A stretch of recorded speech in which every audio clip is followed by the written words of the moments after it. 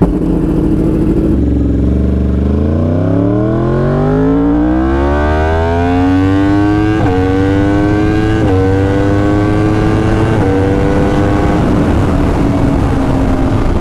100, baby.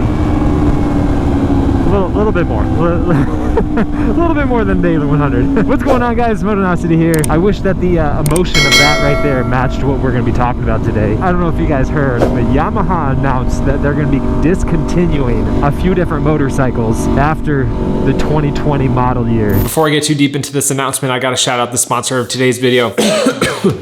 Raid Shadow Legends. Now, I know you've heard of Raid by now. Raid is a very popular turn-based RPG, free to play, mobile and PC, yada yada. Download Raid for yourself using my links down in the description. There are 16 different factions with over 500 different champions, orcs, dwarves, undead hordes. If you scroll over to the index screen, you can find them all there. My favorite so far, this Velociraptor looking dude called the Seeker of the Undead Hordes. This guy, Kyle? Odd name, but he's pretty rad too. But you'll get the champion Grinner for free just by using my special link, and they just keep adding more. Check out this concept art for new champions. Look at this fat wizard. And then there's this creepy chick that looks like the evil sister of that character from The Nun. You know, The Nun. The storylines are great, the gameplay's engaging, there's constantly free rewards just for showing up in the game. So go down in the description, use my special links, and as a new player, you're gonna get 200,000 silver and the free champion Grinner. The name makes sense, you know, because he's grinning. He's also got a bucket on his head. I don't know why. All this will be waiting for you in the game right here, and it's only gonna be available for the next 30 days, so act quick. Do me a favor, go click those links in the description, download Raid Shadow Legends. By clicking those sponsor links, you guys really help me out, support the channel, make all of these builds and projects possible. Now let's get back to the bike and talk about this R6 news. And included in those discontinued motorcycles is the R6. And I'm not riding an R6 right now, I'm riding the R1, but I have owned two different R6s in the past, including the current generation R6. I bought the 2017, which was the first model year for the new design. I'm both shocked and not at all surprised at all. You know, a few years ago, last year, the way 2020 is going, it makes everything feel like it was a decade ago. Honda discontinued the CBR 600RR. There's no more 600 class motorcycle from Honda. And when I heard that news, I was like, oh man, it's over. The R6 is going to dominate this market. But here's what's going on. Naked bikes in the past, 5 years have become so popular that it's taken away a lot of the market of people that would have been buying, sport bikes, whether it be 600s or 1000s.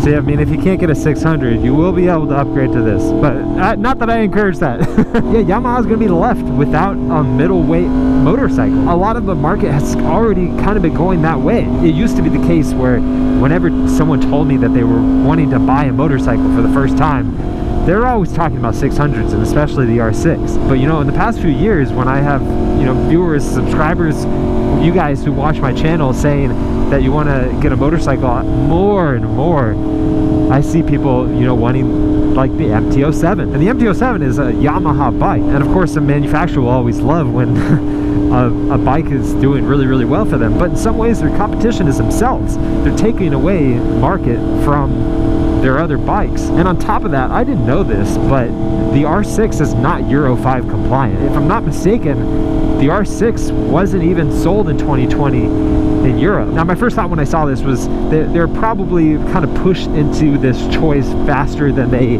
were planning, but that maybe they were already starting to move in this direction regardless of any sort of, government regulation or market trends. Because in 2017, when they released the redesign of the R6, there wasn't a whole lot of changes aside from the cosmetic redesign.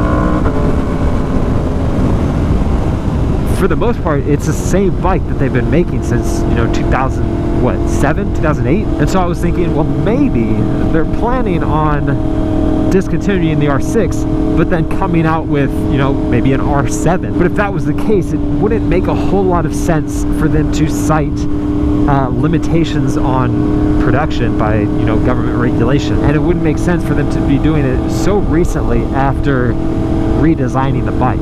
Like, to go 2017, 2018, 2019, 2020, 4 years, and then axing the bike and moving on to an R7. So I don't think that's happening. I don't think that that's Yamaha's plan. And like I mentioned, they cited limited production, or limitations on production, and global market trends. Sport bike purchases have been on the decline for a while, ever since their peak in the early 2000s, I think. Aside from those that are buying the flagship leader bikes, not a whole lot of people are buying super sports, sport bikes. That said, they are still going to be making a race version, and I don't know how long they're going to maintain this. I don't know if this is their plan going forward, and they're still going to be making updates to it, or if they're kind of just going to, you know, run with this design for for a couple decades and just not make any changes to the R6, but you can still buy a track bike if you want to. All right, let's see if we can get another little... Oh, car coming. That's okay.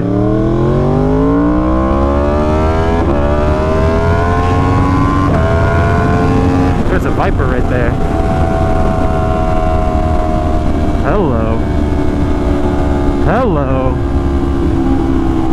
Go fast with a PH. Dude. Look at that.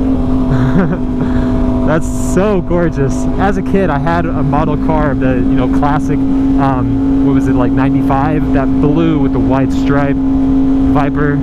Oh, it was nice. You know, we talk about them discontinuing stuff because of, you know, regulations, emissions, limited productions, and still to this day the Viper is still being made. That's just crazy to me. So now Honda's not making a 600, Yamaha's not making a 600, Suzuki still makes their GSX-R 600, but they also make the 750.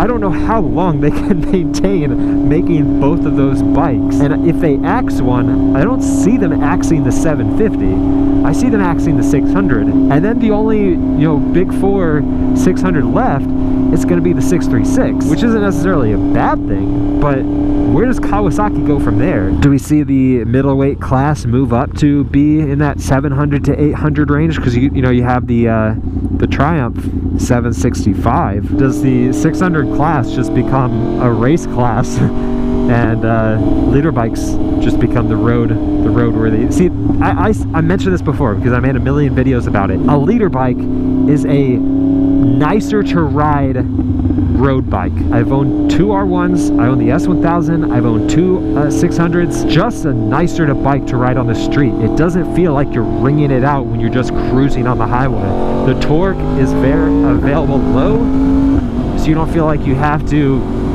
be, you know, 12,000 RPM to have a little bit of power.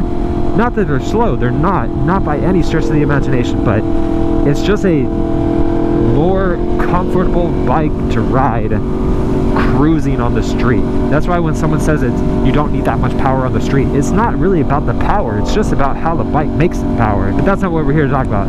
But I mean, we kind of are, because if you're not going to buy a 600 but you still really want a sport bike, you're going to be getting a 1000, and if you want it for the street, then maybe you're going to be with a bike that you just like better than you otherwise would. Other than the fact that leader bikes are getting so expensive. What is this MSRP for? 17? You can still get one for under 20,000, but you know, all the big boys are going for over 20,000, and it's only a matter of time before the cheap 1000s are hitting that $20,000 mark. And who wants to spend $20,000 just to get their sport bike feel? I guess the used market is just going to start going up, but I think the last few years of the R6 are going to start holding their value a lot better than they otherwise would.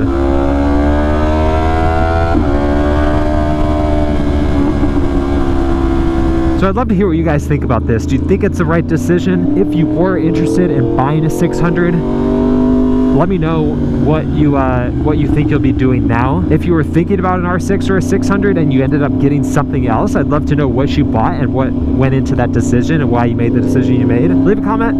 Make sure you head over to Instagram, follow me at Motonosity, and continue the discussion over there. Definitely gonna be posting some more pictures of my R6 this week because of that. If you didn't hear, I am starting a new channel. It is a Pokemon channel. I'll put the link to the channel down in the description. I'm going to be launching it in just a couple weeks. I'm setting up a whole new studio space for it, along with the upcoming podcast space. So I hope you guys will join me. But make sure you hit the like button if you enjoyed the video. Subscribe if you're not subscribed already, and turn on post notifications so you get notified of all the new videos going live on this bike and more. You guys have been awesome. I've been Motonosity. Remember, life's better than horsepower. Keep life lived. And I'll see you guys in the next one.